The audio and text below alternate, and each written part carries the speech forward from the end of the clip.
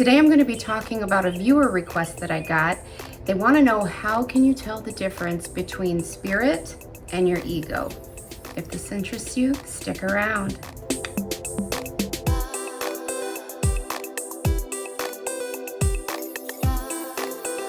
Hi, I'm Veronica and welcome back to the Wholeness Shift.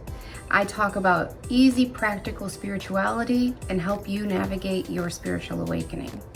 I also talk about things like the law of attraction, intentional living, multidimensional beings. We cover it all. So if these things interest you, hit the subscribe button below because I wouldn't want you to miss out on anything good. So I've talked about this topic in other videos and I will link to those below if you're interested in watching those. But this person wanted to know, in my mind, like when I'm hearing advice, when I'm hearing direction, how can I tell the difference between my spirit guide and my own voice or my ego? The short, simple answer is your ego will always try to keep you safe. Your ego will tear you down or it will build you up. Your spirit guides will be benevolent and loving and encouraging while still giving you direction as to what would be best for you. Your spirit guides talk in very short, clipped sentences. They are not flowery. Your ego is. Your ego will go on rants. Your ego will be like, did you eat that candy again? God, you are the worst. You're so fat. You're so ugly. You're so this. You're so, when are you gonna learn? Or the other direction, like, who do they think they're talking to? Do they know who you are? Do they know who you are? How dare they?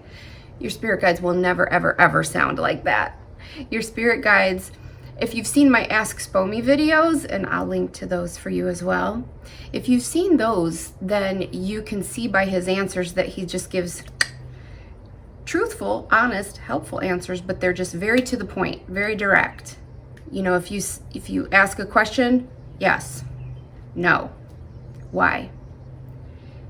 Open your mind to love would be the answer. You know, something short, sweet, to the point.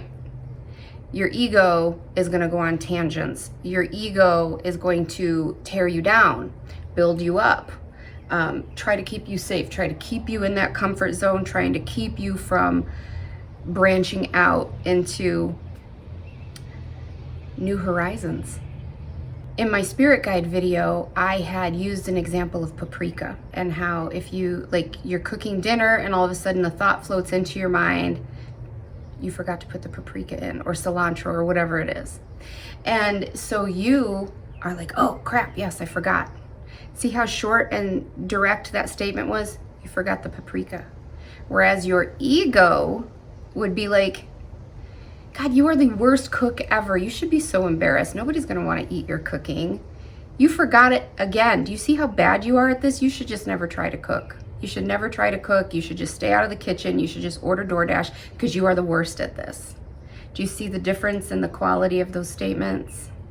I hope this helps. Until next time.